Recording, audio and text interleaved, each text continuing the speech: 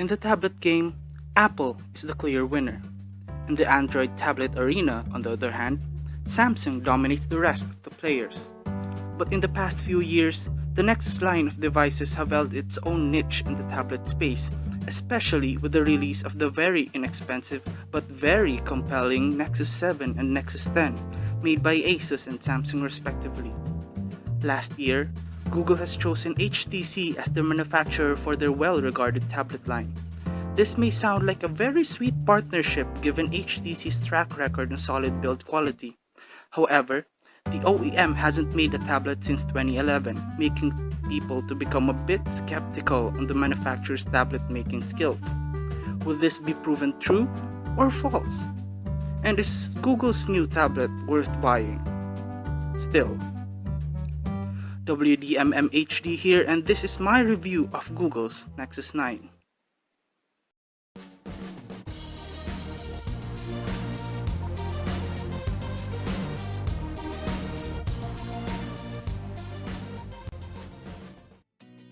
Getting a tour around the device, in the front you will find the 1536 by 2480 screen covered by Gorilla Glass 3 and the 1.6 megapixel front-facing camera.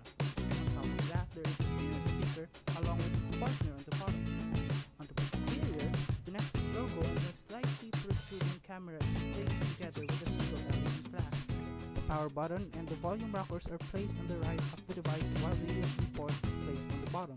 And an antenna band along with the audio jack, which is on the other side, is located on the top right. There's just so much to expect to the build of the Nexus 9, especially since Google has chosen HTC as the device's manufacturer, an OEM known for their elegant One series. Unfortunately, it does not support the all-metal unibody design that the One series has. In fact, the Nexus 9's looks reminds me more of an improved 2013 Nexus 5 blown up to a tablet form than the HTC One, as the Nexus 9 features a soft-touch polycarbonate in the back which houses a very pronounced 8.1 megapixel camera and a single LED flash. Meanwhile, a metal band surrounding the chassis puts an accent to what is otherwise a pretty plain aesthetic of yesterday. I personally love the design of the Nexus 5 and I must say that this is a beautiful tablet all around, in spite of its shortcomings in build materials. There are other things to gripe about the Nexus 9's build, specifically the give on the back centers and the gaps between the plastic back and the metal frame in some units, though many users would put a case on their tablet anyhow. Still, from here, it's already hard to justify the $399 price tag. Another thing to note are the flimsy power and volume buttons on the right hand side of the device, which are quite shallow to the point where I was scared to press them as they might sink the device even more. They are also unevenly placed as I pointed in my unboxing, where there is sort of taper to the middle, leaving the volume up button harder to press than the volume down. Once you get past those issues, it's pretty bearable nonetheless. The screen of the Nexus 9 is made of an 8.9-inch IPS LCD panel with a resolution of 1546 by 2048 in a 3x4 layout. The resolution itself may already satisfy pixel junkies. As for the quality of the screen itself, there's not much to complain. Texts are crisp and clear, icons and other elements pop, and reading content is simply a breeze. Watching is a bit of a different story though. Because of the 3x4 aspect ratio, hideous black bars appear on top and bottom of videos. As for gaming, the aspect ratio of the Nexus 9 does help make gameplay more enjoyable by being more immersive than a widescreen panel. So, when you're into gaming or reading, a 3x4 screen would be a better choice, while 16x9 is the one to go if watching videos is something that's important to you.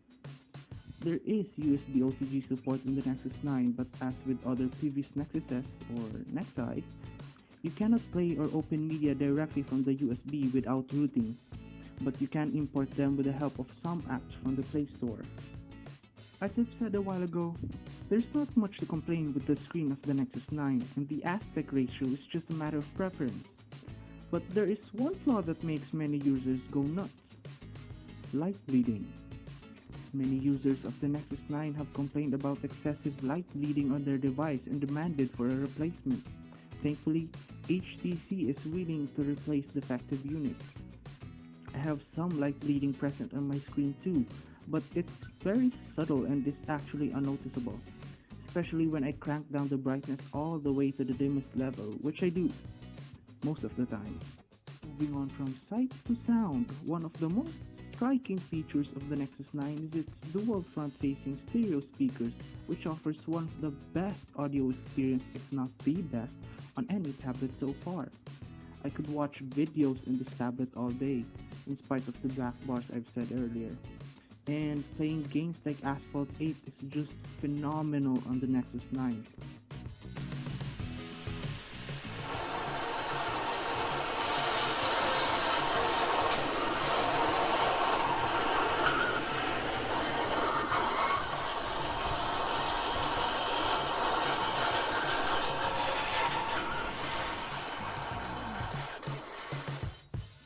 Listening to music is great here as well. Actually, the mere fact that the stereo speakers are facing towards the user is already enough of a feature. But front-facing stereo speakers? Who would complain? Everything works so well. That is, if the tablet is in landscape mode and with the auto rotate turned on. Of course, you won't get the full stereo effect of hearing a car going from left to right or vice versa if you have the tablet in portrait mode, as the speakers would be placed on the top and bottom instead of the sides.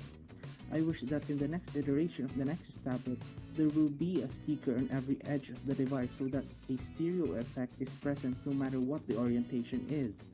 Also, for some reason, cracks are more prevalent on portrait mode compared to landscape, so heads up for that. In a stereo speaker test I conducted, sometimes the right and left channel sort of switches or at least turn out to be not in the right position. This does not happen when you have auto rotate turned on, as the speaker seamlessly adapts to the tablet's orientation.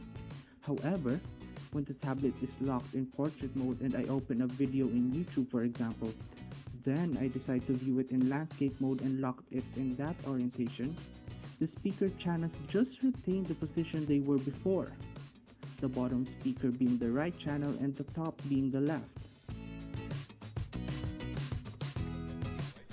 Left channel, left channel, left channel, right channel, right channel, right channel, left channel, left channel, left channel, right channel, right channel, right channel, left channel, left channel, left channel, right channel, right channel, right channel, left channel, left channel. Clearly, these speakers need some work, but they just sound so much better compared to most of the competition that I could care less about the flaws.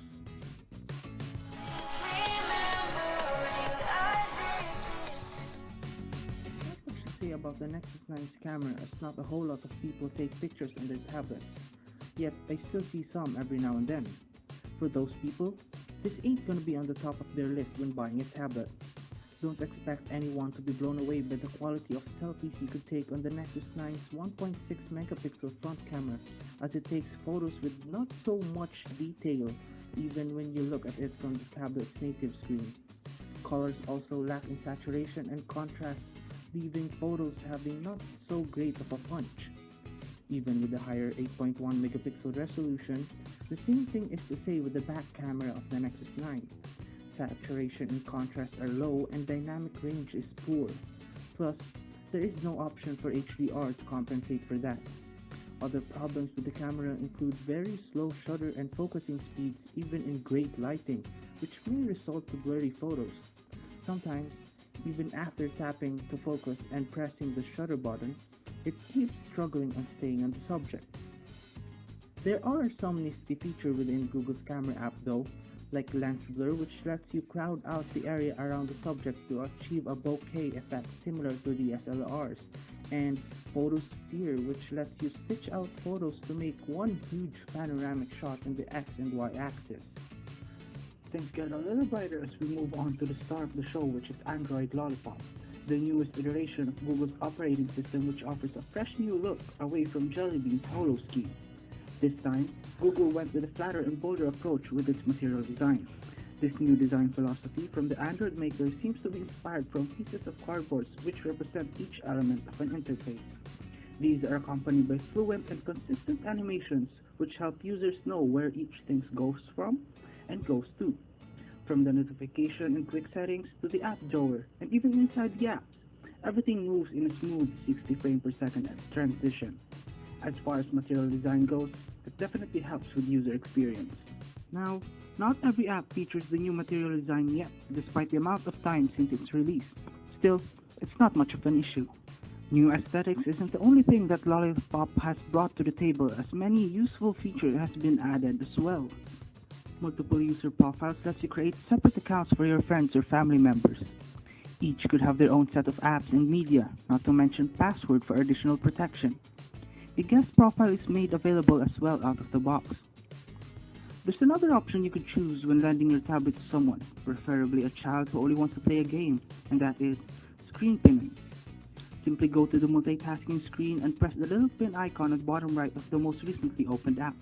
The tablet will now stay in the app, and the person whom you lent the tablet would not be able to get out of the app you pinned as long as he or she does not know how to unlock it.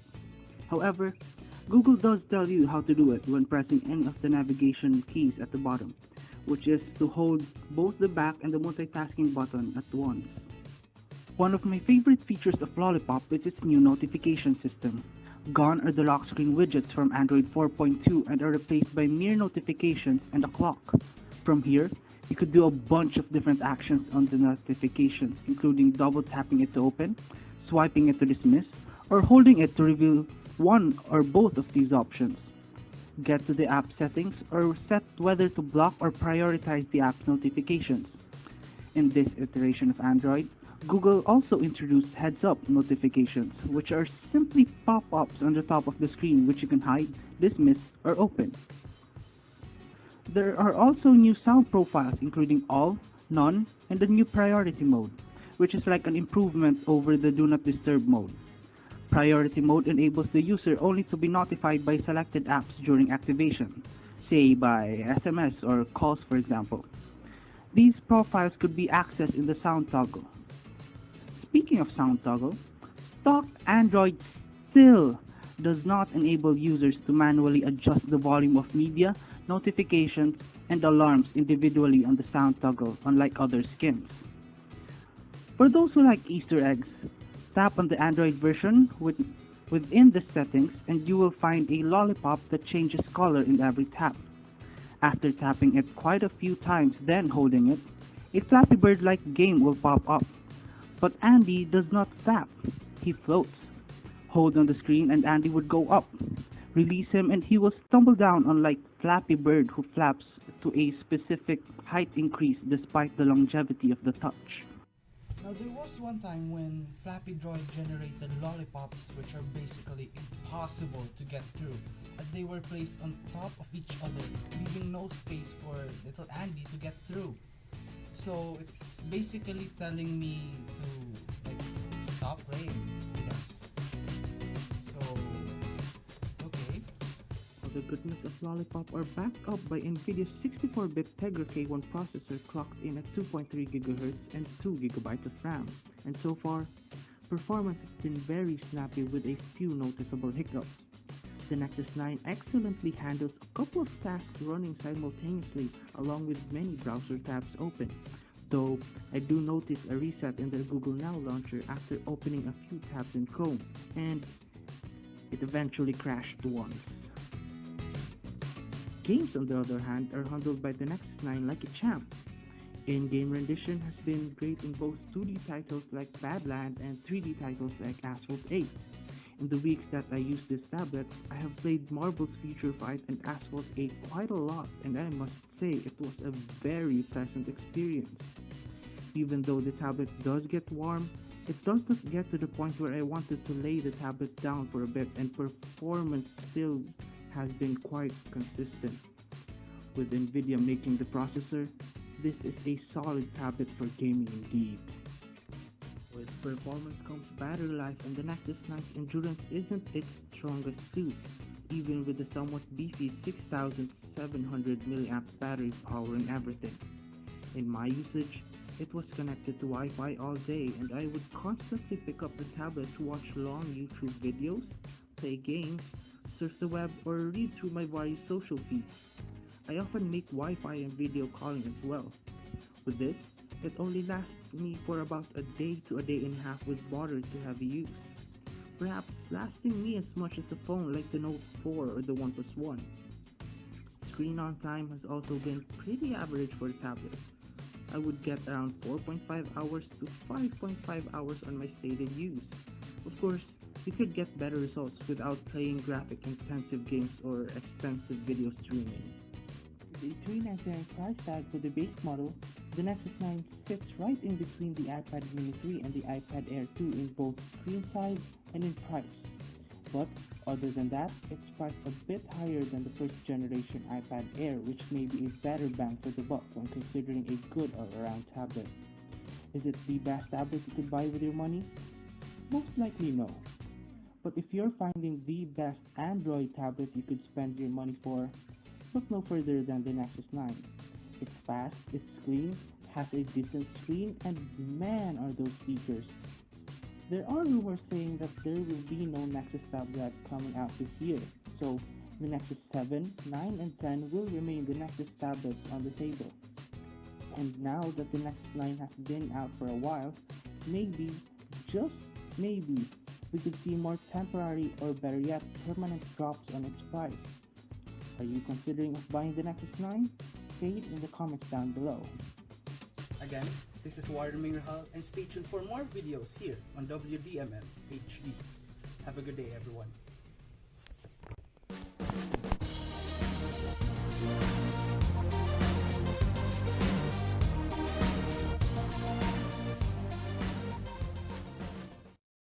As they were placed on top of each other, you know. Okay.